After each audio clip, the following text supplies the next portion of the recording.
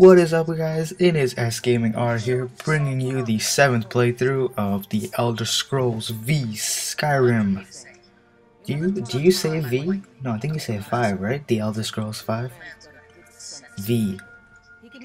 Anyway, we are where we left off last time, when on the way to Whiterun we ran into this group of companions, which is what they're called, fighting a giant. I didn't intervene and got scolded by one of the members, Isla the Huntress. I don't know what happens if you do intervene, if you do attack the giant. Maybe she'll thank you. But you can't join this group, the companions, without going up to their building in Whiterun, where we're going right now, and talking to that leader. I forgot his name. Anyway, right there was that carriage. As you saw the carriage with the horse, you can talk to that guy and he'll take you pretty much to any of the holes in Skyrim and some other small cities or towns like Riverwood. And so we discover the Whiterun stables, and that means we can fast travel there. So if I ever don't feel like walking to a certain town later on in the game or city, I just go ahead, talk to the carriage? Horse cart driver? Stable man. I don't know. So yeah, you would just talk to him and he'll take you anywhere from 20 to 50 gold. Here we're introduced to 3 different options: bribing, intimidating, and persuading. Right there, my persuade worked, and he'll let me inside Whiterun. Bribing, I haven't done it too much, but it should work most of the time. Sometimes it doesn't. And intimidating pretty much makes the guard attack you, and when you attack him back, 40 bounty. Kill him, 1000 bounty. And then you'll be instantly attacked. Correct me if I'm wrong about that previous statement. And then you'll be instantly attacked when you enter Whiterun with your weapons drawn. If you shield your weapons, there might be a chance the guards will question you and let you go to jail or pay the bribe. Here, as is in Skyrim, people do randomly talk to each other, and this is concerning the Stormcloaks and the Imperials, who are those who are fighting with each other.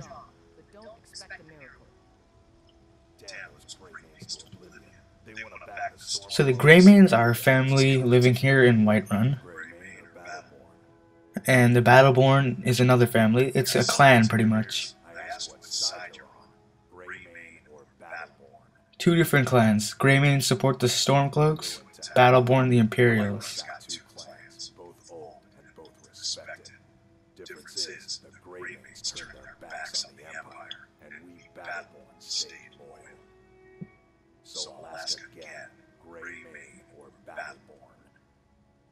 I just exit out of the conversation there. I don't really want to ask him. Tell him what I am. Anyway, here, the first thing you'll come upon when you open the city is this smithing area. And this is a good place to get your smithing level up actually. And do a nice task for... not this guy. This guy you can sell weapons to and armor. But this woman here, Adrian Avenchi, go ahead and talk to her and ask her if she needs any help around the forge. And she'll give you some iron ingots and some leather straps. And you can go and craft some iron daggers. Or 1 iron dagger. Actually, 2 iron daggers? 1. Anyway, I was just waiting here because I don't want to have to... She gives you multiple tasks, and I didn't want to have to keep going into the building to tell her that I've completed this certain task she gave me. This isn't a quest, it's just a miscellaneous mini-quest. And it's good because I wanted to level up a little faster, get to level 5, and gain some smithing levels while I'm at it. So there, Adrian comes out of the house finally. And we still have the pieces, so we can go to... not the... oh, sorry, we can go to the blacksmith forge. And you'll see multiple options for what we can craft at the moment. Go down to iron, go to dagger, and craft it. Now go ahead and bring the iron dagger back to Adrian.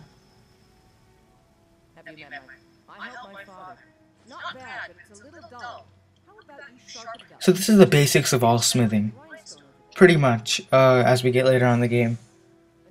Like during the middle of the game, or when you're still generally new, most of your weapons you'll be finding in dungeons. But later on we'll be crafting all our own stuff. Anyway, just make the iron dagger fine by just, if you're on the PS3, X on it and then square to craft it. And whenever you sharpen a weapon, it increases the damage, obviously, because it's sharper. And you can do this with all types of weapons, not just swords. Well, I'm not entirely sure about staffs or bows. Maybe. Anyway, make some leather. She'll give you some of the ingredients. You can just use a tanning rack there. Give the leather back to her.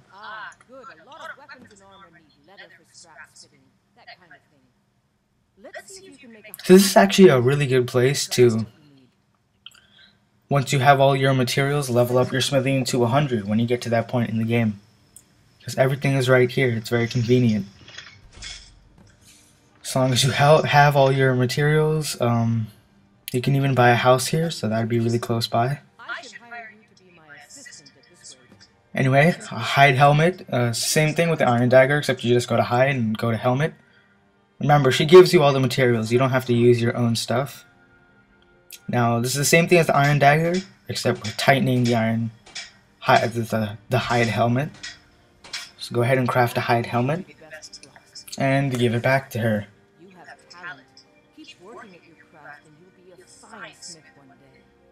Why don't you keep that dagger and helmet?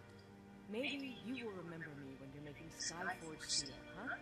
So Skyforged steel, I actually haven't seen, like, as of this point when I'm commentating, any Skyforged steel in this game. Sounds interesting. I don't know if it's an actual thing, if it's an actual armor you can make. Probably is. But, as we all know, it is not the best. Because Daedra is the best. And we'll learn about that later when I get to, I don't know, Skyrim playthrough 150 or something. If I can ever upload that many videos without chopping my own balls off in agony. That's a lot of HD videos to upload, and that takes a long time. Anyway, sorry about that. Enthusiastic anyway.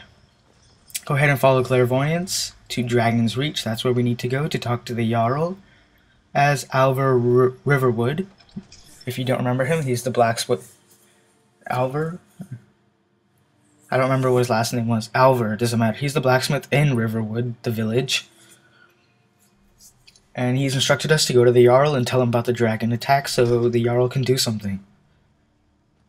So once we go to Whiterun, as we saw right there, you don't have to get sidetracked by those smithing quests and whatnot.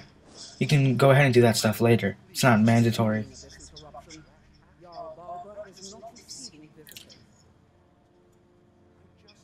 So I think any of those two options will work and will allow you to talk to the Jarl.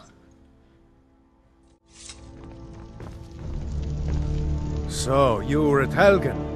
You saw this dragon with your own eyes?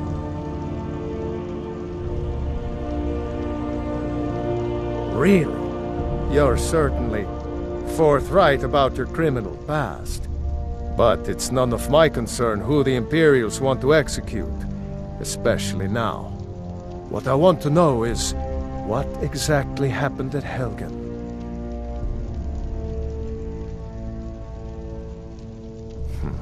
I should have guessed Ulfric would be mixed up in this. What do you say now, Proventus? Shall we continue to trust in the strength of our walls? Against the dragon? My lord, we should send troops to Riverwood at once.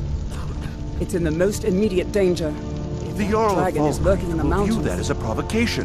He'll assume we're preparing to join Ulfric's side and attack him.